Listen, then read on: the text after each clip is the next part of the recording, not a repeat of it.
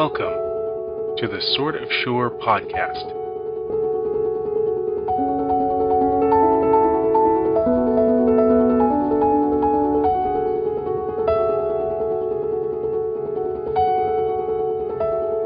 Hello and welcome to the Sort of Sure podcast. My name is Samar Carbo, and I am so excited to bring this conversation to you today. I spoke with Sonja Koenig, who is an end-of-life doula out there in Texas, and I hope she's looking to replicate herself or offer some online classes because she is offering an awesome service that you'll hear all about. But before we get there, if you have a story of imposter syndrome or self-doubt, shoot me an email at sortofsurepod@gmail.com. We'll see if we can get you on the podcast, or I can just tell your story. Up to you. Without further ado, let's have a listen. My name is Sonja Koenig. I am a chaplain, and I'm also an end-of-life doula. I'm also an instructor, and I teach end-of-life doula courses. And you're probably wondering, what is an end-of-life doula? So there are birth doulas, and an end-of-life doula is somewhat like a birth doula, but the difference is we deal with individuals that are dying, that are going through the dying process, where birth doulas help bring babies into the world. They bring life. They help bring life. Well, we help life to leave the world. And we give holistic support to the individuals that are dying and their families to help them to have a peaceful passing. That's what I do as an end-of-life doula. Now, I am also an instructor where I teach end-of-life doula courses. I teach people to do what I do, and I also work with churches and helping them to set up compassionate care ministries in their church so that they can be a support to those in their congregation that are dying, that are sick, that are shut in, that needs that extra support. And as an end-of-life doula and a chaplain and an instructor, I have been doing this for a little over 30 years, maybe 32 years. And this is a ministry that I feel that God has called me into. And it's also a business. This is a business and a ministry. And it's one thing I teach churches is a business ministry model, and teaching them how to be able to do compassionate care and also how to make another income for that church in their compassionate care ministry. I want to dial it back 30 years. Mm-hmm. How'd you get into this work? Well, it's not something that I really wanted. 30 years ago when I first started, I did not like what I was doing. I didn't like death. My very first person died on me, and I took care of him for 7 years, 7 months, 7 days to the 7th hour. And when he passed, I was like, no, I can't do this. I told God, I said, you're going to have to find somebody else to do this because I'm not doing this. I am not working with people that are dying. And the more I said no, the more I kept being asked to help someone because I love taking care of people. I love helping people. And that's how I got, roped into it because I would take care of someone and they'd end up dying on me. And so this was 1991 when I first started doing this. And in 2010 is when I finally stopped fighting it because I was always taking care of people. Somebody was always dying on me, and I ran from this. I even became a paralegal and got my degree as a paralegal. And I worked as a paralegal for 20 years. But I still, even in doing that, I still ended up taking care of people and helping people. And part of what I did as a paralegal was estate planning. And that's dealing with helping people get their end-of-life affairs in order. And so little did I know, unbeknownst to me, that what I'm doing now, it all involves everything I did as a paralegal. And in 2010, when my best friend passed away, she came to me in a dream. And she told me, and because she had been there for me when I was trying to get pregnant and have kids. And then when she was trying to get pregnant and have a child, I was there for her. And she said to me in this dream, she said that you are truly a dear friend and I appreciate everything you did for me. And then at the end of the dream, I heard someone call her voice and she got up and started to walk away. And she looked at me and she said, now go do what God has told you to do. And I knew immediately what she was talking about because I ran for so many years. I would try to run from being there for those that are dying. And when she said that, I just felt this peace in my heart, a peace in my spirit that stop fighting it. Because the more I fought, the more people God kept sending to me, and the more difficult it was, and the more hurting and trauma to me it felt.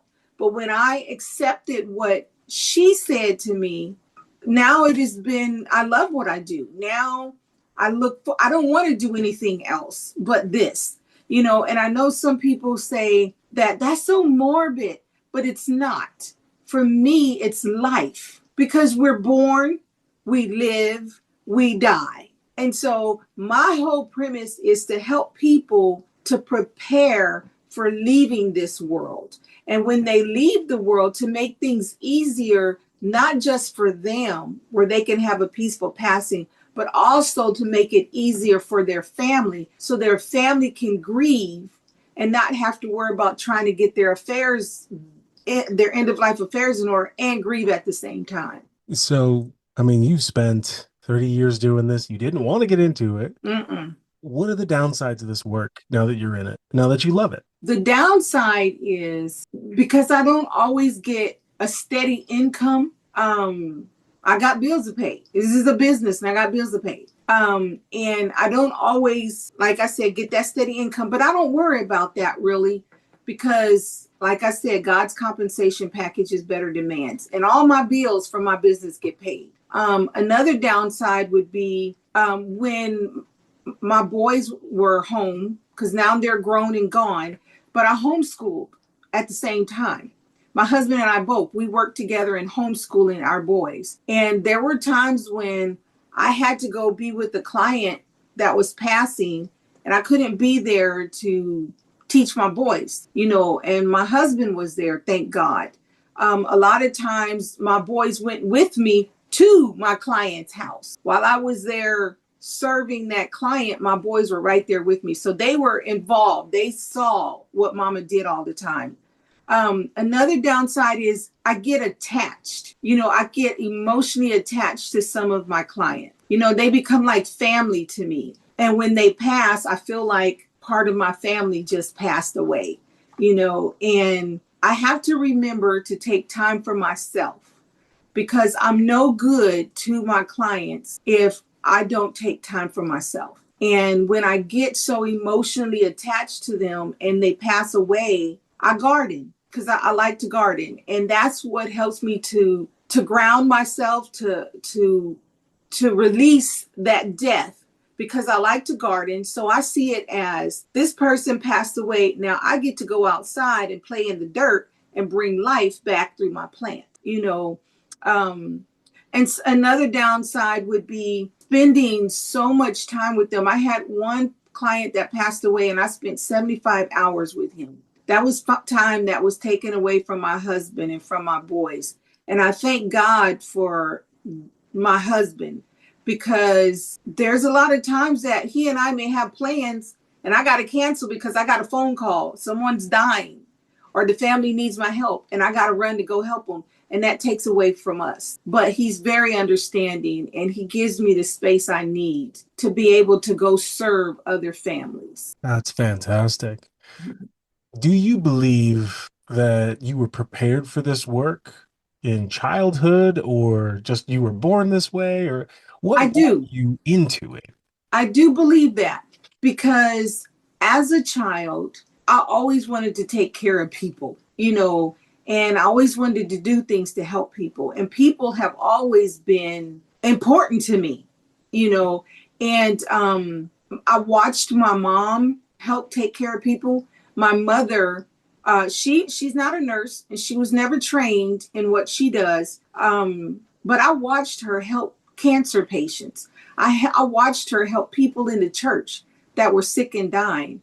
And I tell her, you don't realize that I was observing you and I was watching you and I was paying attention. That's why parents got to be careful what they do, because their kids are watching them, whether they realize it or not. And I believe that as a child, God was preparing me for this ministry Because when I look back on my childhood and how much people were important to me and how much I wanted to always take care of people and I always wanted to help people and do things, I believe that I was born, this is my nature, that this was my purpose in life. Because I've tried to do so many other things to run from this, but I keep coming back to this. And because of things in my childhood, I would even animals. I love animals. And my heart would just, hurt when I see an animal dying and I wanted to be there for that animal. I wanted to help that animal.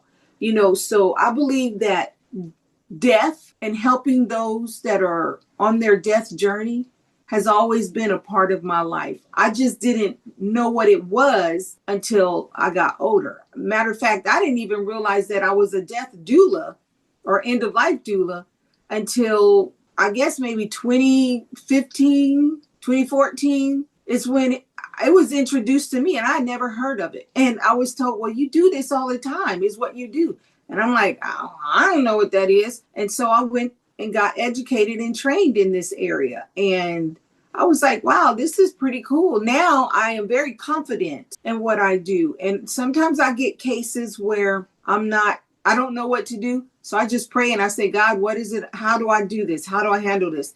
And then I just go and do it. So yes, I do believe this was all part of me growing up. This was my purpose in life, my nature. What gets you through if, say, you can't garden? Mm-hmm. Well, I have a dog that I love dearly. And I would take him for a walk. And while we're walking, I'm talking to him. I'm talking to God. I'm singing, just enjoying nature. And because I love to be outside, I love nature. And I love my doggy. And when I take him with me, I'll even sit and talk to him. He don't know what I'm saying and don't understand, but he just looks at me as if to say, Mom, it's okay. I'm here for you, and being with my dog and being able to just talk to God and go for walks, that helps me out a lot, because I like this family I'm working with now, there's a lot of family drama going on.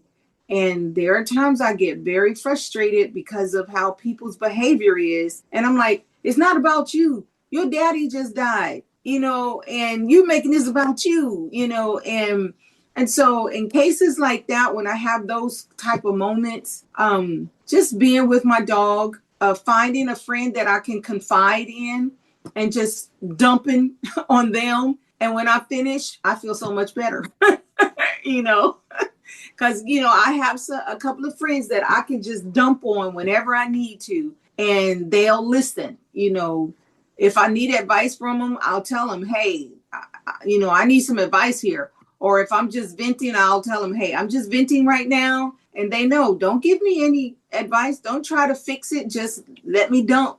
And then they'll say, are you okay now? And I'm like, yep, I'm fine. So.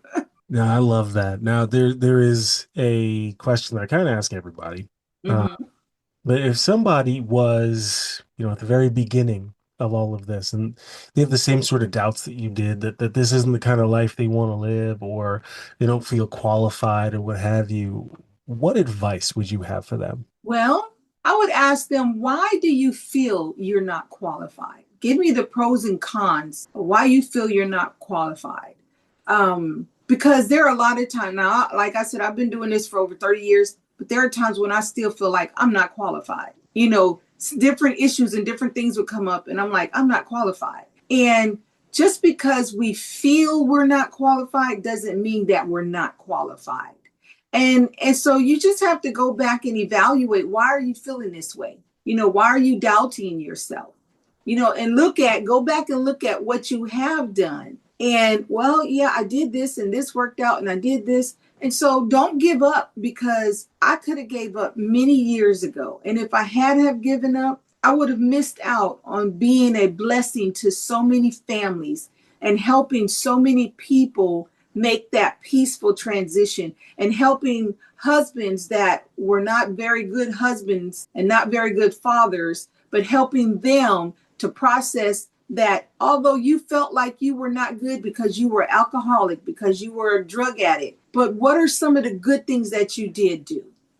Helping them to be able to find closure and help them to be able to find peace and help them to go to their families and say, I'm sorry for the way I treated you, you know? So just because we might think we are, doesn't mean that we're not qualified, doesn't mean we're not qualified to do that job. And so just evaluate, why is it you feel that way? What are the good things that you have found doing this? What are the bad things, you know? And then just really to help them process and think about it and see, because there are times when I feel like I'm not qualified, and then I find out that I am more than qualified, you know? And if I find out this is just not something I can do, then okay, so let me go try to do something else and see how that works, you know? But we got to stop selling ourselves short, because there are a lot of times we sell ourselves short and we kill what's in us before it's even had a chance to live.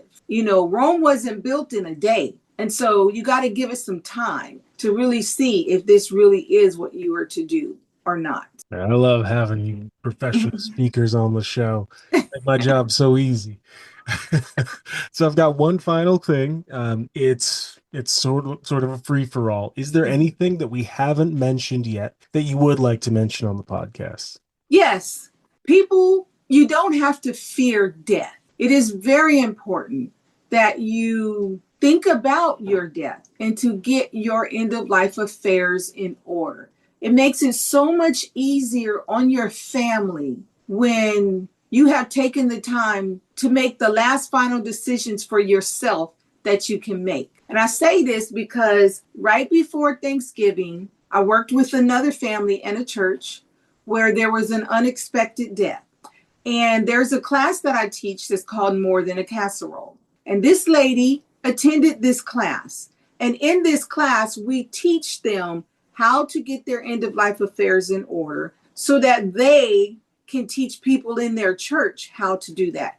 Well, she was one of our students. She completed the course. She completed the book, the workbook that we have.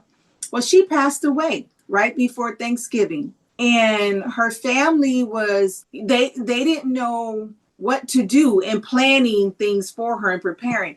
And her pastor came to me and I said, well, she completed the workbook to get her affairs in order. So why don't y'all look in that? That may give y'all some ideas on her wishes and what she wanted. And they found the book, and it made things so much easier for her family, for her husband and her children, because she had already mapped out everything. She put all of her information in there about insurance policies. She planned her own funeral, memorial service. She planned everything, and they didn't know that was there. It made things so much easier for them because she did everything where they didn't have to. They could grieve and mourn their loss and not have to try to figure things out for her. And so I encourage people that it is not morbid. It is showing your family how much you love them, how much you care about them, how much you want to put less stress on them when you do it yourself, when you get it in order for them. And one of the books that we have that this lady used, it was our End of Life Peace of Mind for Your Family. And it's a book to help you. It's a 124 pages. And it is helping you to get your affairs in order, like putting your policy number in there, your military DD-214's information, your planning your funeral, writing your obituary, writing your eulogy, bank and assets and liabilities and all that stuff, online passwords, all of that. And it also has information in there for police officers and firemen, you know, on how to get things in order for them, because you never know when your time is going to come. You never know what's going to happen. And if you have these things already in place for your family, it's easier for them. And unfortunately, people of color, we don't think that life insurance policies are important. You know, part of it, we don't have the money to pay for it, you know, and we don't think ahead like that. But when you think ahead and you get some form of policy, it will help, insurance policy. It's going to help your family when your time comes. They're not going to have TV or not TV dinners, but barbecue dinners to raise money the money is already there, you know. So part of leaving a legacy is also preparing for your end of life, because you're not going to live forever, but you want to make sure that your family who is left are they're able to mourn and grieve you and not stress over how they're going to pay for your funeral. Get your end of life affairs in order. Leave a legacy with your family to show them that, hey, I'm not here anymore, but this is the last thing that I can make a choice on because I did it and you didn't have to. There's a mic drop moment. Thank you so much for being on the Sort of Sure podcast. It has been my distinct pleasure. Thanks for inviting me. I appreciate it. All right. You take care. God bless. Bye-bye. Bye now. What a great conversation.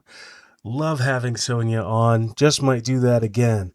She and I are part of the same mastermind group, and we spoke at the same event in Colombia last year, I want to say. Super cool. Really, I mean, you know the subject matter. There wasn't a dry eye in the house. So by all means, check her out. You'll see her information in the show notes. If you have a story of self-doubt or imposter syndrome, shoot me an email at sortofsurepod@gmail.com. I can't wait to hear from you. Thanks for tuning in. Later days.